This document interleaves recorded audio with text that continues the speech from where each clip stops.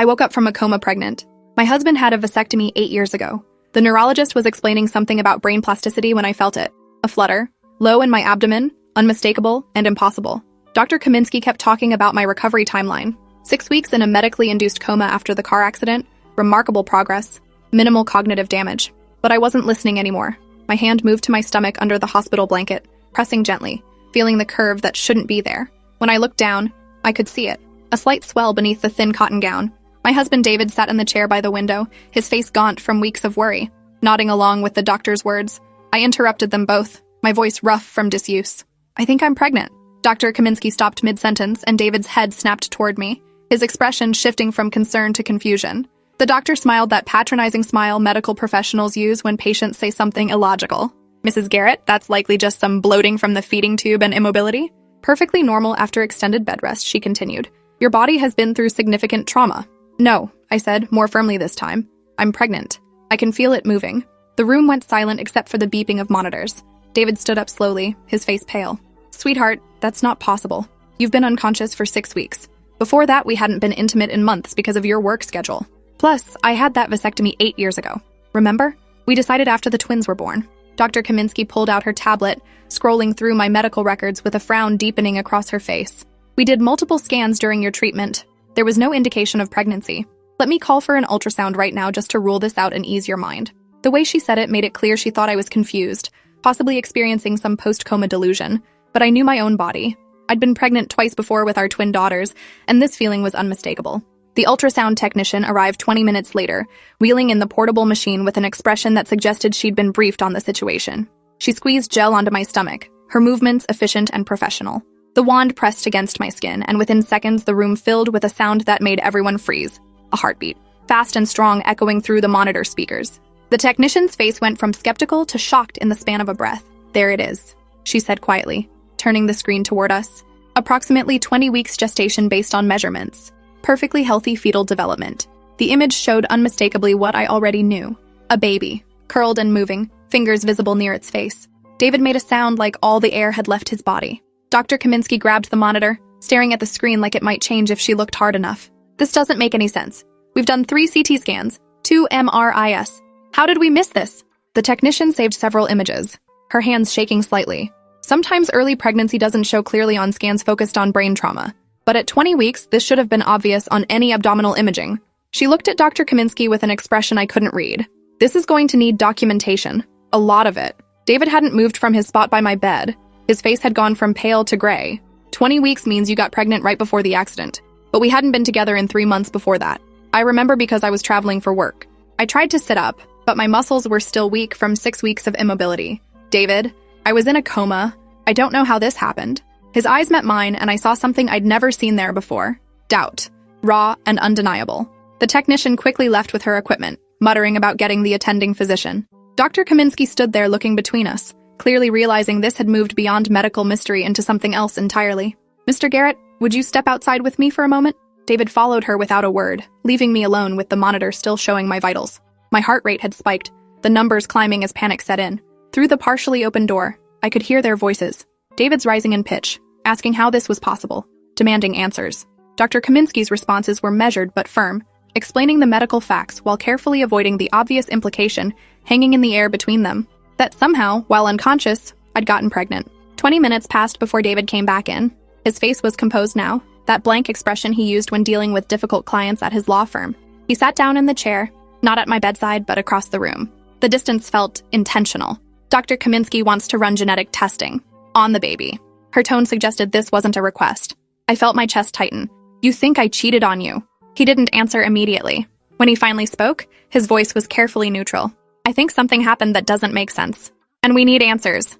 The hospital moved me to a private room within the hour. Nurses came and went, their expressions a mix of curiosity and something that looked like judgment. One of them, a woman in her 50s with kind eyes, lingered after checking my IV.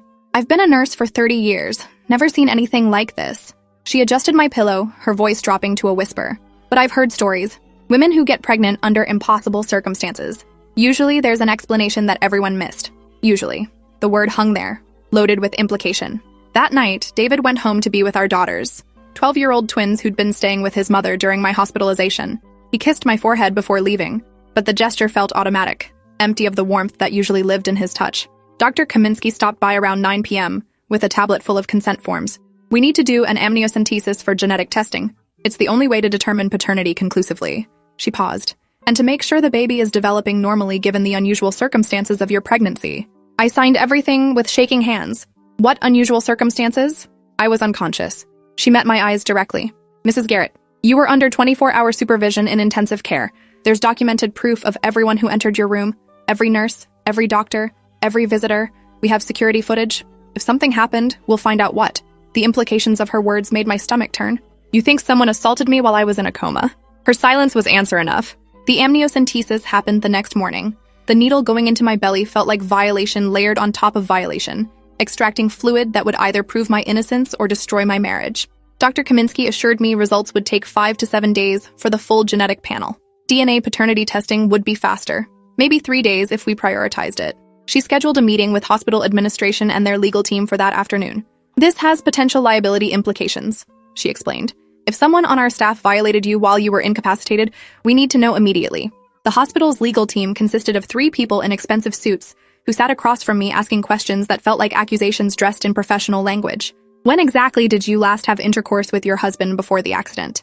Are you certain about that timeline? Is there any possibility you could have been pregnant before the accident and not known? Could there have been any other partner in the weeks leading up to your hospitalization? Each question chipped away at my dignity until I was crying, unable to answer anymore. David sat beside me, his jaw clenched, saying nothing. Hospital security reviewed 6 weeks of footage from the ICU. Every person who entered my room was documented, time-stamped, their credentials verified. Nurses, doctors, respiratory therapists, cleaning staff, David and his mother during visiting hours, my sister twice in the first week. Everyone was accounted for. The security director, a former police officer named Marcus Vance, presented his findings in a conference room filled with hospital administrators.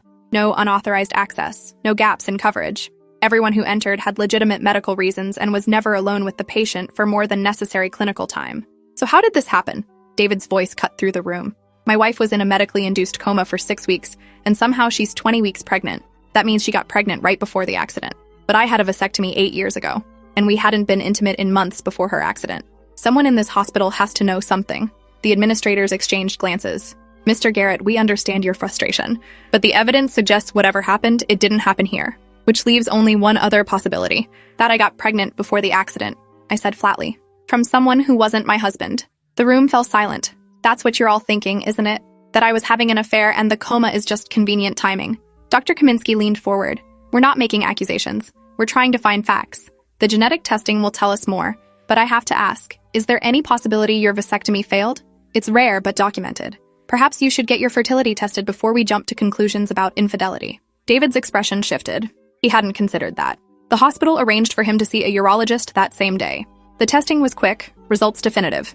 His vasectomy was intact and functioning perfectly. Sperm count 0. The urologist's report was clinical and absolute. No possibility of natural conception. Which brought us right back to the impossible question.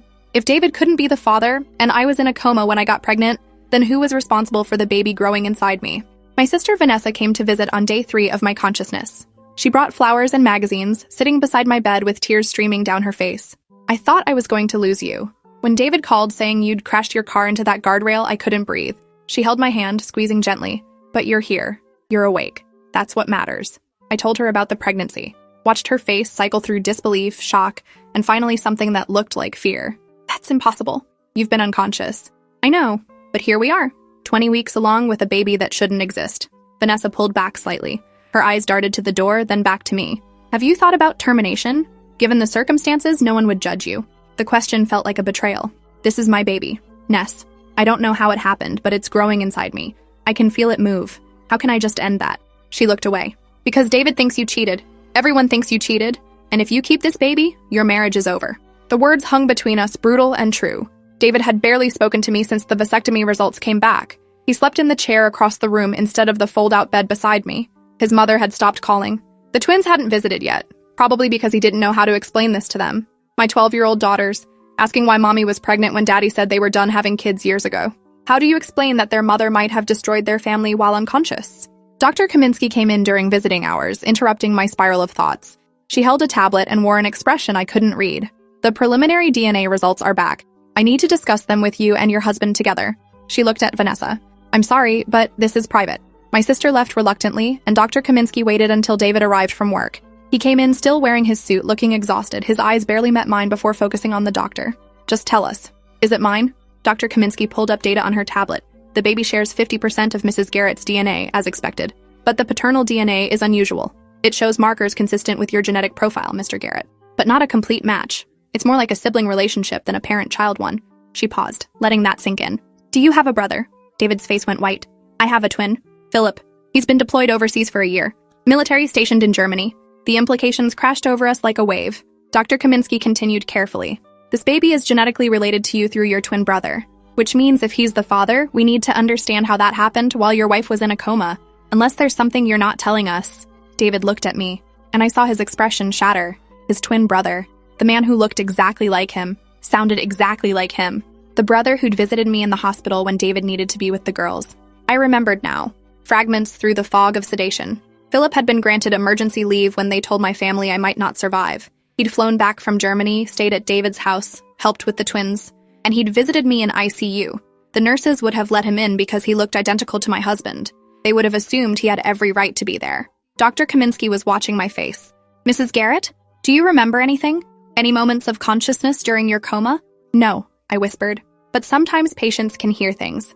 Respond to stimuli, even while sedated, right? She nodded slowly. It's called covert consciousness. Some coma patients show brain activity suggesting awareness even when they appear completely unconscious. We didn't test for that in your case because your sedation was medically necessary. But theoretically, there could have been moments of semi-consciousness we didn't detect. Moments where you might have been aware but unable to respond or remember clearly later. David stood abruptly, his chair scraping against the floor. You're saying my brother assaulted her while she was unconscious? That he used his access to her room to rape her? His voice was getting louder with each word, and somehow she was conscious enough to conceive but not conscious enough to remember or fight back. Dr. Kaminsky raised her hands in a calming gesture. I'm not saying anything yet. We need more information. But yes, that's one possible explanation for the genetic results. The other possibility, she hesitated, is that something consensual happened before the accident that you're not aware of. I felt like I was drowning. No, there was nothing with Philip. Ever. David, you have to believe me. But he wasn't looking at me anymore. He was staring at the wall, his jaw working like he was grinding his teeth to dust. My brother visited you 6 times while you were in the coma. I checked the visitor logs. He sat with you for hours when I had to be home with the girls. The nurses said he was devoted, reading to you, playing your favorite music. They thought it was beautiful how close our family was. Security footage, Dr. Kaminsky said quietly. We need to review every minute of every visit from Philip Garrett. David pulled out his phone, his fingers shaking as he dialed. It rang 4 times before going to voicemail. Philip's cheerful voice asking him to leave a message. David didn't. He just hung up and tried again. And again. On the 5th attempt, he finally spoke. Call me back. Now. It's about Natalie. He hung up and looked at Dr. Kaminsky. Get that footage. All of it. I want to see every second my brother was alone with my wife. The hospital security office became a war room. Marcus Vance pulled up footage from 6 weeks of ICU surveillance. Philip had visited on 6 separate occasions, each visit lasting between 2 and 4 hours. The cameras showed him entering my room, sitting beside my bed, holding my hand. In one clip, he leaned down and kissed my forehead. In another, he was crying, his face buried in the blanket covering me. To anyone watching, it looked like a devastated brother-in-law praying for recovery. Nothing suspicious, nothing criminal. Until the 3rd visit, Vance paused the footage, pointing at the timestamp. This is interesting. The nurse left the room at 8:17 p.m. She didn't come back until 9:43 p.m. That's an 86-minute gap with no one else entering. Hospital protocol says ICU patients should never be unattended for more than 30 minutes. He fast-forwarded through the footage. Philip sat in the chair for the first 20 minutes. Then he stood up, walked to the door, and looked out into the hallway. When he came back, he closed the privacy curtain around my bed. The camera angle doesn't show what happens behind the curtain, Vance explained. It's positioned to monitor the room entrance for security, not to surveil patient care. We can see movement, shadows, but no clear detail. For the next hour, the curtain stayed closed. Shadows shifted behind it. At one point, a shape that could have been Philip leaned over the bed. The monitor beside me showed my vitals spiking, heart rate jumping from 65 to 98 beats per minute, then slowly settling back down. David was gripping the edge of the desk so hard his knuckles had gone white. What is he doing behind that curtain for an hour? Vance shook his head. I can't say definitively, but your wife's vitals show signs of physiological arousal, increased heart rate, elevated blood pressure. The patterns are consistent with physical stimulation. He pulled up another screen showing my medical chart from that night. The nurse who came back at 9:43 noted that the patient appeared flushed and the blankets were disarranged. She assumed the brother-in-law had been adjusting her position for comfort. "Pull up the other visits," David said through clenched teeth. "All of them. Show me every time that curtain closed." Vance compiled a timeline. 6 visits total. 3 of them included extended periods with the privacy curtain closed and no staff present. Each time my vitals showed similar spikes. Each time the nurses noted minor irregularities in their logs. Blankets adjusted, patient appeared restless, family member providing comfort. Nothing that raised immediate red flags because Philip looked exactly like David, and everyone assumed he had the same rights to privacy with me. Dr. Kaminsky reviewed the medical data with a growing expression of horror. On this visit, she pointed to the screen. "Your sedation was lighter than usual. We were starting to reduce the medication, testing if you could breathe on your own. There's a note here that you showed signs of agitation, movements that could indicate emerging consciousness." That was the night before Philip's 3rd visit. The night that would align with conception based on the fetal development timeline. She looked at David. "I'm so sorry. I think we're looking at sexual assault of an incapacitated patient. Call the police," David said flatly. "Now." Within an hour, 2 detectives arrived at the hospital. Detective Sarah Vaughn and her partner, Detective James Rico, took statements from everyone, reviewed the footage, and examined my medical records. Detective Vaughn sat beside my bed with a gentleness that made me start crying. "Mrs. Garrett, I know this is difficult, but I need to ask if you remember anything from your coma. Any sensations, sounds, moments where you might have been aware of your surroundings? Anything at all, even if it seems like a dream?" I closed my eyes, trying to pull memories from the fog. There were pieces, voices sometimes, music playing, someone holding my hand. I remember warmth, pressure, feeling safe, which seems insane now. I thought it was David. His voice reading to me, telling me about the girls, begging me to wake up. But if it was Philip, and he was using that access to assault me while I couldn't fight back or even fully understand what was happening. The words choked off into sobs. Detective Rico made notes on his tablet. "Identical twins present a unique challenge in cases like this. Your husband can't be the father because of his vasectomy, confirmed by medical records. But his brother shares enough genetic material that the baby's DNA shows familial markers. Combined with the security footage showing prolonged unsupervised access and your medical data indicating physiological responses during those visits, we have enough for probable cause." He looked at David. "Has your brother responded to your calls?" "No," David said. "I've left 8 messages. Texted him screenshots of the DNA results. Nothing. He's ghosting me." Detective Vaughn pulled up her phone. "We've contacted military police on his base in Germany. They're bringing him in for questioning. If he refuses to cooperate or tries to flee, they'll detain him." She paused. "I have to warn you both. Cases involving unconscious victims are incredibly difficult to prosecute. His defense will argue she wasn't fully comatose, that there might have been consent we can't verify, that the relationship could have been ongoing before the accident." "That's disgusting," David exploded. "She was in a medically induced coma. She had a breathing tube. She couldn't speak or move. How the hell is anyone going to argue consent?" Detective Rico's expression was grim. "I've seen defense attorneys argue worse. They'll say the medical records show decreasing sedation, that she was responsive to stimuli, that maybe she initiated contact in her semi-conscious state. They'll paint your brother as a devoted family member providing comfort that turned physical with her encouragement. It's vile, but it's effective. Juries have a hard time convicting when there's no clear evidence of force." Dr. Kaminsky entered the room holding another tablet. "I have additional medical evidence that might help. During the 3rd visit, the one we believe aligns with conception, the nurse documented that Natalie's gown was on backwards when she came back into the room. She'd noted it because hospital gowns are designed to open in the back for easy access to monitoring equipment. She assumed Philip had removed it to adjust the wires and put it back on incorrectly. But looking at it now, in context with everything else, it suggests he undressed her." "Show me that footage again," Detective Vaughn demanded.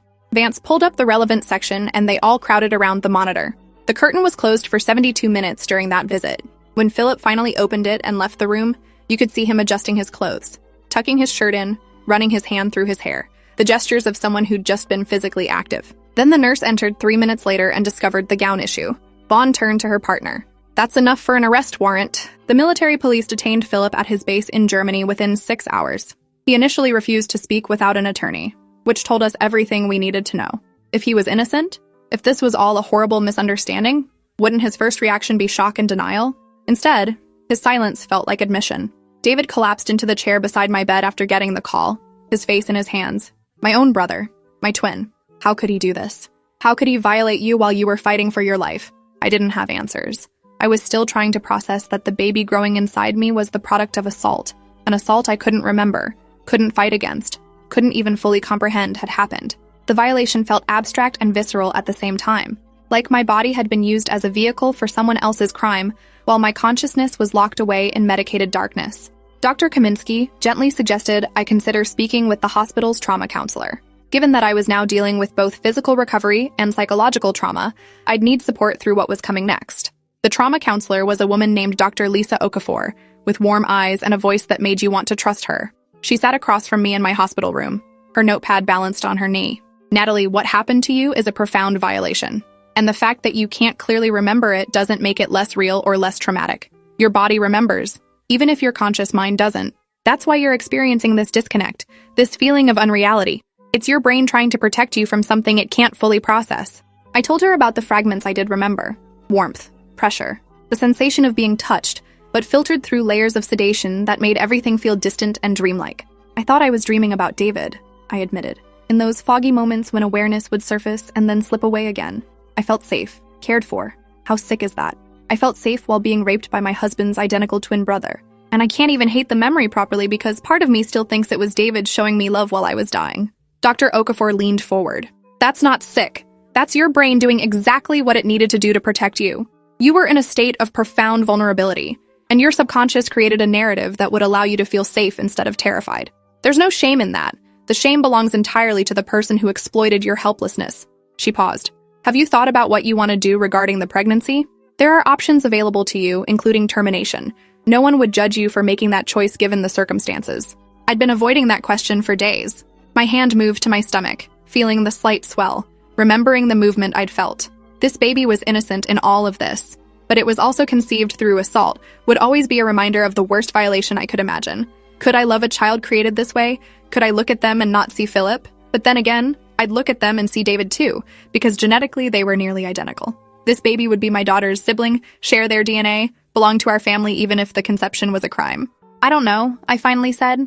"I don't know if I can raise the child of my rapist, but I also don't know if I can terminate a pregnancy that's already this far along, where I can feel the baby moving.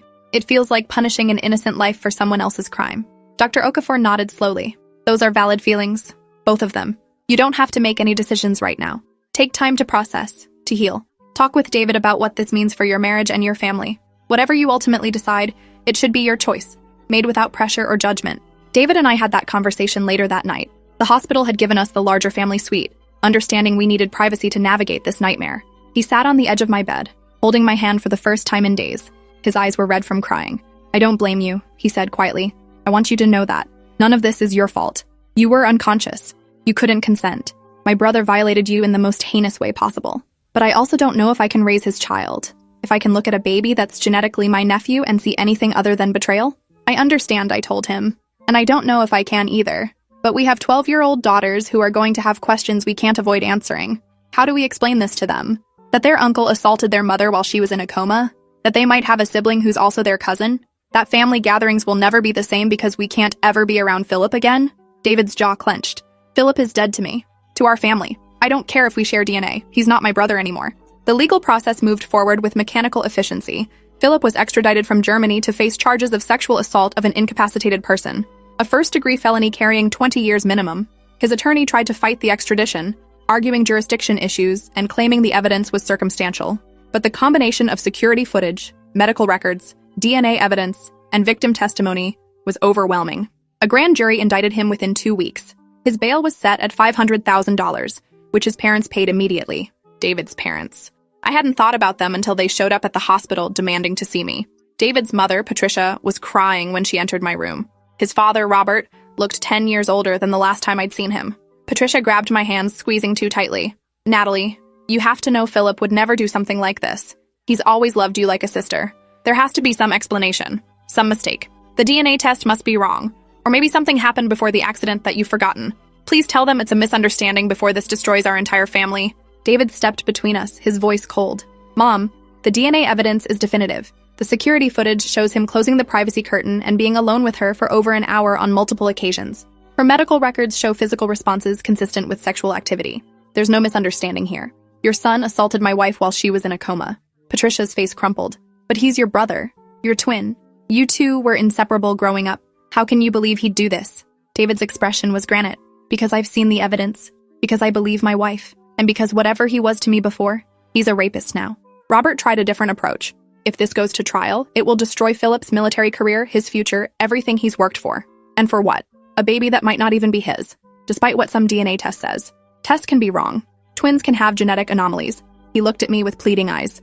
If you care about this family at all, you'll drop the charges. Say it was consensual before the accident. Say you had a brief affair you regret. Anything that prevents my son from going to prison for 20 years. Get out, I said. My voice was shaking but firm.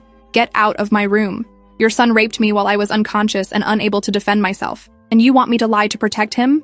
To destroy my own reputation and marriage to save his military career? What kind of people are you? Patricia started crying harder. We're trying to save our family. Natalie, please. You don't understand what this will do to us. The scandal. The shame. Robert works with the county commissioners.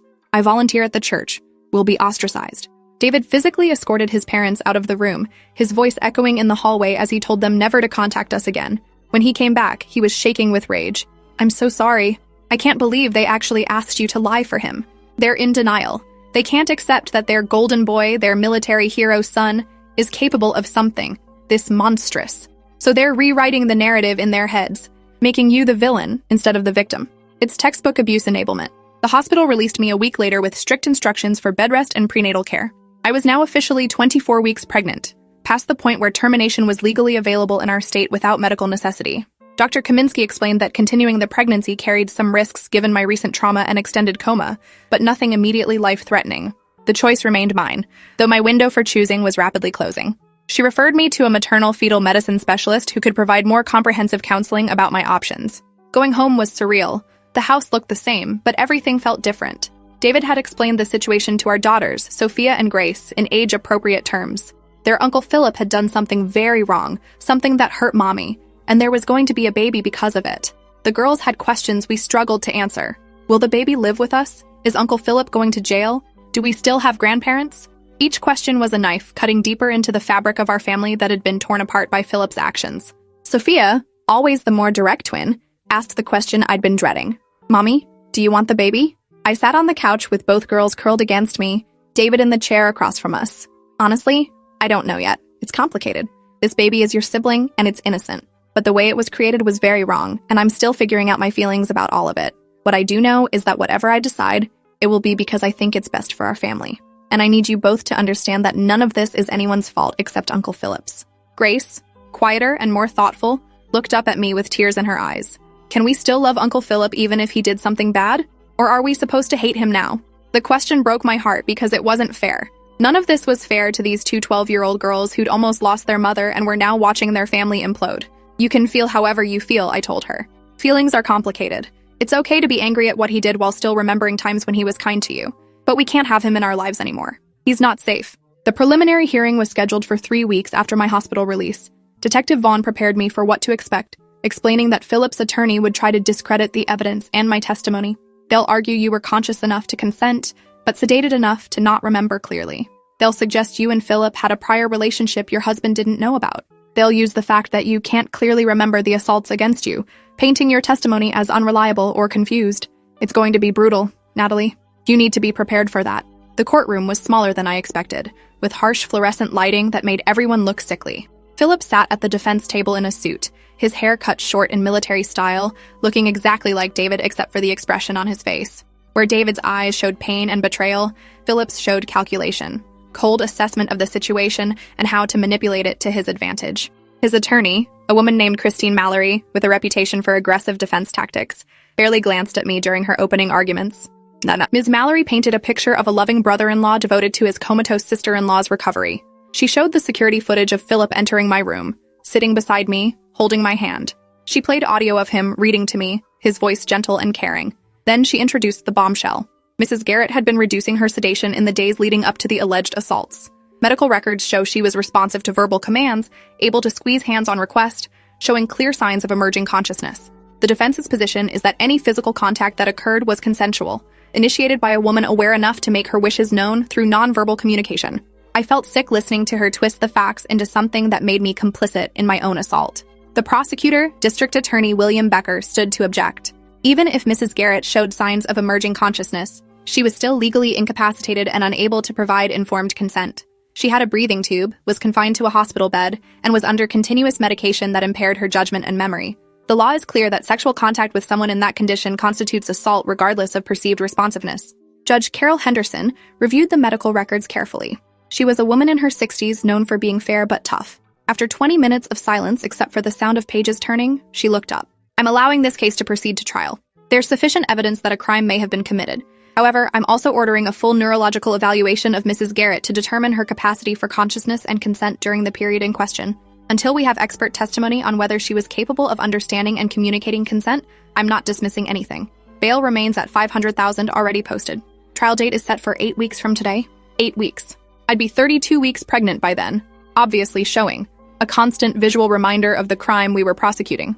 David held my hand as we left the courthouse. Reporters shouting questions we didn't answer. His face was set in determined lines. We'll get through this. Whatever happens, we'll face it together. But I could feel the distance between us growing, a chasm created by circumstances neither of us could control. He loved me. I believed that. But could he love a child, conceived through his twin brother's assault of his unconscious wife? The neurological evaluation was conducted by Dr. Raymond Park, a specialist in consciousness disorders and coma recovery. He reviewed 6 weeks of medical records, interviewed my medical team, and conducted extensive cognitive testing on me. His report, delivered in a conference room full of lawyers and experts, was clinically brutal. Mrs. Garrett was in a state of minimal consciousness during the period in question. She showed some responsiveness to external stimuli, but lacked the cognitive capacity for complex decision-making or informed consent. Any movement or response during this time would have been reflexive or instinctual, not indicative of conscious choice or agreement. Ms. Mallory immediately challenged the findings. Dr. Park, isn't it true that patients in minimal consciousness states can still experience pleasure and pain? Can still respond to touch in ways that indicate preference? He adjusted his glasses. They can show physiological responses, yes, but response to stimuli is not the same as consent. A person in Mrs. Garrett's condition would not have had the executive function necessary to understand the nature of sexual contact, the implications of such contact, or the ability to refuse unwanted advances. Any sexual activity with someone in that state is, by definition, assault. The defense tried another angle. What about prior relationship establishment? If Mrs. Garrett and the defendant had engaged in consensual relations before her coma, couldn't her responses be interpreted as continuation of that established intimacy? Dr. Park's expression hardened. There's no evidence of any prior inappropriate relationship, and even if there had been, prior consent does not equal ongoing consent, especially when one party is medically incapacitated. This is basic medical ethics and legal standard. What you're suggesting is that unconscious people can be sexually active with prior partners without current consent. That's rape. The words hung in the courtroom. Philip shifted in his seat, and for the first time, I saw something crack in his composed facade. Fear, maybe, or realization that his defense was crumbling. The prosecutor seized the moment. Your Honor, the defense is essentially arguing that my client was conscious enough to consent, but too unconscious to remember consenting. That's an impossible standard that would make prosecuting any assault of an incapacitated victim impossible. The evidence is clear. The defendant had unsupervised access to a vulnerable patient. That patient became pregnant during that access period. DNA confirms the defendant as the father, and medical experts confirm the victim could not have provided meaningful consent. This is assault, period. Judge Henderson called a recess. When we reconvened 2 hours later, her decision was unequivocal. This case is going to trial. The evidence supports a reasonable belief that sexual assault occurred. The defendant will remain free on bail with the conditions that he have no contact with the victim or her family, surrender his passport, and report to pretrial services weekly. Trial begins in 6 weeks. The gavel struck, and Philip's parents were crying in the back of the courtroom. David sat stone-faced beside me, his hand squeezing mine so hard it hurt. The weeks leading up to trial were a special kind of torture. My body grew with a pregnancy I hadn't chosen. Carrying a baby I had complicated feelings about. The twins watched me with worried eyes, seeing their mother change shape with a sibling they weren't sure they wanted. David tried to be supportive, but I could feel him pulling away emotionally, unable to reconcile his love for me with his horror at what his brother had done. Our intimacy died completely. He couldn't touch me without thinking about Philip touching me first, violating me while I was helpless. I started seeing Dr. Okafor 3 times a week, trying to process the trauma layered on trauma. The assault itself, the violation of my trust by someone I'd considered family, the pregnancy forcing me to live with the physical evidence of the crime, the trial approaching where I'd have to testify about things I couldn't fully remember while lawyers tried to make me look like a willing participant. And underneath all of it, the baby moving inside me, growing stronger, demanding I make a decision about its future. 28 weeks pregnant, I finally admitted something to Dr. Okafor that I'd been hiding from everyone else. I think I want to keep the baby, not because of what Philip did, but in spite of it. This child is mine, half my DNA, innocent of any crime. And even though it was conceived in the worst possible way, it's also my daughter's sibling, David's niece or nephew, part of our family, however complicated that is. But I don't know if David can accept that, if keeping this baby means losing my marriage. Dr. Okafor sat back in her chair. Have you talked to David about this? I shook my head. I'm afraid. Afraid he'll leave if I choose to keep it. Afraid he'll resent me and the baby for the rest of our lives. But I'm also afraid of the guilt I'll carry if I don't. If I terminate or give up for adoption a child that's half mine, that I've carried and felt move, that's done nothing wrong except exist. How do I make a choice when every option feels like losing something essential? You talk to him, she said gently. You tell him exactly what you just told me. Give him the chance to surprise you. He's shown up for you through this nightmare in ways many spouses wouldn't. Trust that he'll continue to do so even when the path forward is unclear. The worst thing you can do is make this decision alone and then spring it on him. Your marriage deserves honesty, even when honesty is terrifying. So I scheduled time with David that evening after the twins were asleep to have the conversation that could end or save our marriage. We sat in our bedroom, the door closed, both of us tense. I started crying before I even said the words. David, I think I want to keep the baby. I know that's not fair to you, that you didn't sign up for raising your brother's child, but it's also my child and our daughter's sibling, and I can't shake the feeling that giving it up or terminating would haunt me forever. I'm not asking you to love this baby or even accept it. I'm just asking you to understand why I need to make this choice. And if you can't, if this is too much, then I understand that too. David was quiet for a long time. When he finally spoke, his voice was thick with emotion. I've been thinking about this too. Lying awake every night, imagining what it would be like to raise a child created through violence against you. Wondering if I could look at them without seeing Philip, without feeling rage at what he took from us. And I keep coming back to one thing. You're the victim here. You're the one who was violated. And if you want to keep this baby, if that's what helps you heal and reclaim your agency, then I support that. It won't be easy. I won't pretend it will. But I love you, Natalie. And I'll love any child you choose to bring into our family, even when conceived in the worst possible circumstances. We held each other and cried until there were no tears left.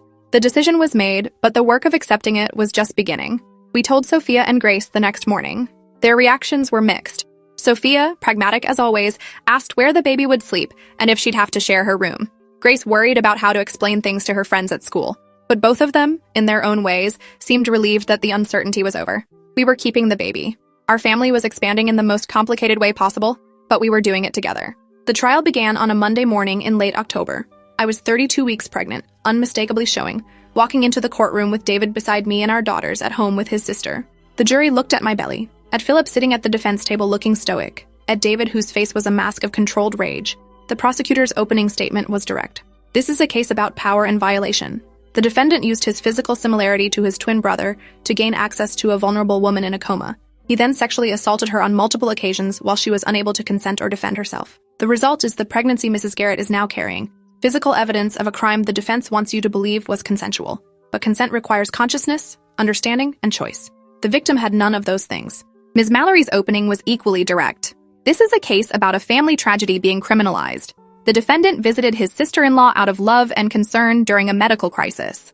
Any physical contact that occurred happened during a time when medical records show she was emerging from her coma, responsive to stimuli, and capable of indicating her wishes through movement and sound. The prosecution wants to paint my client as a predator, but the evidence will show he's a devoted family member who's being punished for caring too much.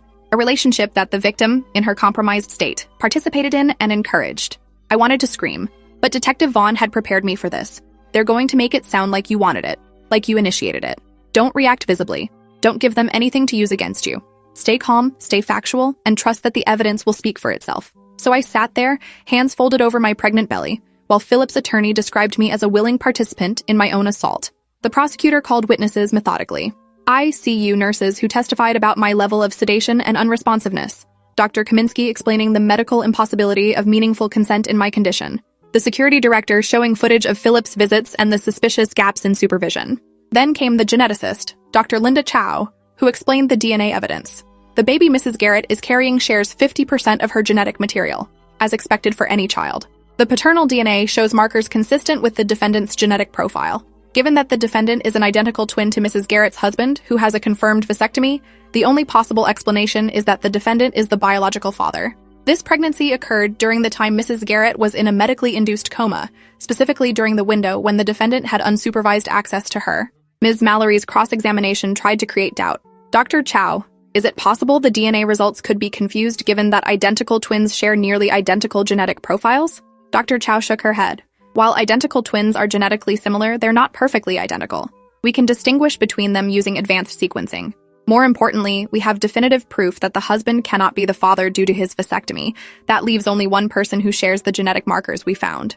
The defendant. There's no ambiguity here. Day 3 of the trial, I took the stand. The prosecutor guided me through my testimony gently. I described the accident, waking up from the coma, discovering I was pregnant, finding out about the DNA results, and realizing Philip was the father. The fragments of memory I had from the coma that I'd mistakenly attributed to David but now understood were Philip exploiting his identical appearance. My voice shook through most of it, but I got the facts out. The jury was watching me with expressions ranging from sympathy to skepticism. Then came Ms. Mallory's cross-examination. Mrs. Garrett, you testified that you have fragmented memories from your coma, sensations of being touched, feelings of warmth and safety. Isn't it possible you were more conscious during these encounters than you remember? That you responded to Mr. Philip Garrett's presence in ways that indicated desire or consent? I felt my face flush.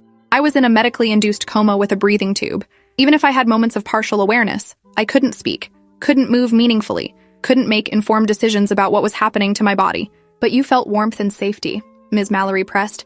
Those are positive emotions? Doesn't that suggest you weren't experiencing assault but rather welcomed intimate contact? I gripped the edge of the witness box. I thought it was my husband. Philip looks exactly like David. He used that similarity to violate me while I was unconscious. Any positive feelings I had were based on mistaken identity and manipulation of my sedated state. That's not consent. That's exploitation. The prosecutor objected and the judge sustained it. But the damage was done. The defense had planted the seed that maybe I'd wanted it. Maybe I'd participated. Maybe this was all a tragic misunderstanding rather than deliberate assault. The defense called their own expert, Dr. Gerald Morton, a neurologist who testified that patients in minimal consciousness states can show preference and make basic choices. Under the right circumstances, he claimed, someone in Mrs. Garrett's condition could have indicated willingness for intimate contact through body language and physiological responses. The prosecutor tore him apart on cross-examination. Dr. Morton, how exactly does someone with a breathing tube, confined to a hospital bed, under heavy sedation, communicate informed consent to sexual activity? He stammered something about reflexive responses and instinctual behavior, but it was clear his testimony was bought and paid for by the defense. Philip never took the stand. His attorneys advised him to invoke his Fifth Amendment right against self-incrimination, which the judge instructed the jury not to interpret as guilt. But everyone knew what it meant. If he had an innocent explanation, he'd give it. His silence was its own admission. Closing arguments lasted an entire day. The prosecutor methodically walked through the evidence, connecting every piece into an undeniable picture of assault. The defense tried to muddy the waters, suggesting reasonable doubt based on my fragmented memories and the complexity of consciousness during coma recovery. The jury deliberated for 3 days, 72 hours of waiting while my future and Philip's hung in balance. David and I stayed home with the girls, trying to maintain normalcy while my phone stayed glued to my hand waiting for the call. When it finally came, Detective Vaughn's voice was carefully neutral. They have a verdict. The courthouse is expecting you within the hour. We drove in silence, my hands shaking so badly I had to sit on them. The courtroom was packed when we arrived. Media, victims' advocates, Philip's parents in the back row glaring at us like we'd betrayed them. The jury foreman stood. On the charge of sexual assault of an incapacitated person, we find the defendant guilty. Philip's face went white. His mother screamed. David's hand found mine, squeezing hard enough to bruise. Judge Henderson thanked the jury and set sentencing for 3 weeks out. Philip was remanded into custody immediately, his bail revoked. As they led him away in handcuffs, he looked at me for the first time since the trial began. No remorse in his eyes, just cold hatred that I'd dared to speak up, to press charges, to refuse to protect him the way his parents had. Sentencing day, I was 35 weeks pregnant, so close to delivery that my doctor had advised against attending, but I needed to be there. Needed to give my victim impact statement and watch Philip face consequences for what he'd done. Judge Henderson listened to both sides present arguments about appropriate punishment. The prosecutor asked for the maximum 20 years. The defense asked for leniency, claiming Philip's military service and clean record warranted a reduced sentence. Philip's father actually testified, begging the judge to consider the family impact, the shame they'd already endured, the punishment of having their son's life destroyed. Then it was my turn. I stood at the podium, one hand on my pregnant belly, the other gripping my prepared statement. Your Honor, Philip Garrett violated me in the most fundamental way possible.